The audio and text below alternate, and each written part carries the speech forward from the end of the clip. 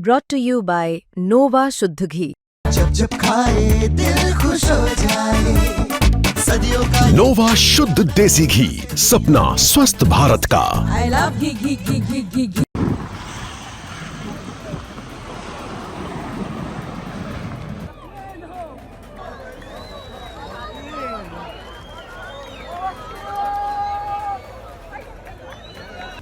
बेहद तेजी से भागती हुई ये गाड़ियां दरअसल हमास के कैद से छूटे उन इजरायली लोगों की हैं जिन्हें युद्ध समझौते के तहत अब रिहा किया जा रहा है। रेड क्रॉस की ये गाड़ियां पहले 7 बंधकों को छुड़ाकर इजराइल ले जा रही हैं। इस समझौते के तहत 20 जिंदा बंधकों को एक दिन में आजाद किया जा रहा है। बताया जा रहा है कि साथ ही 28 मरे हुए बंधकों के शव भी जल्द ही वापस मिल जाएंगे। इसके बदले में इजराइल भी 250 फिलिस्तीनी कैदियों को रिहा कर रहा है। वहीं इस ऐतिहासिक समझौते के लिए खुद अमेरिकी राष्ट्रपति डोनाल्ड ट्रंप इजराइल पहुंचे हुए हैं। उन्हें एयरपोर्ट पर रिसीव करने के लिए खुद इजरायली प्रधानमंत्री बेंजामिन नेतन्याहू अपने लाव लश्कर के साथ पहुंचे।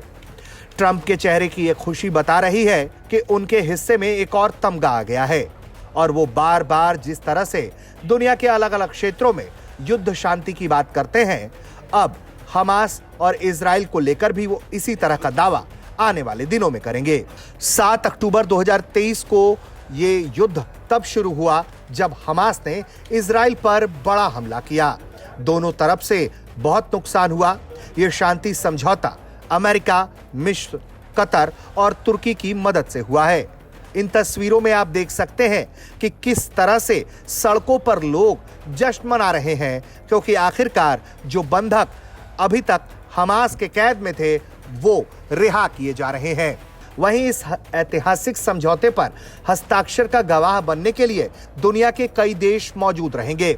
मिस्र के राष्ट्रपति अल सीसी ने भी पीएम नरेंद्र मोदी को इस ऐतिहासिक डील के लिए मौजूद रहने का न्योता दिया है, जिसके बाद भारत का भी एक प्रतिनिधिमंडल इस हस्ताक्षर समझौते का साक्षी बनने जाएगा। अमेरिकी राष्ट्रपति पूरे लाव लश्कर के साथ इस वक्त इजराइल में मौजूद हैं और जिस तरह से लगातार उनकी कोशिशें थी कि हमास और इजराइल के बीच में समझौता कराया जाए, वो आखिरकार होता हुआ दिखाई दे रहा है।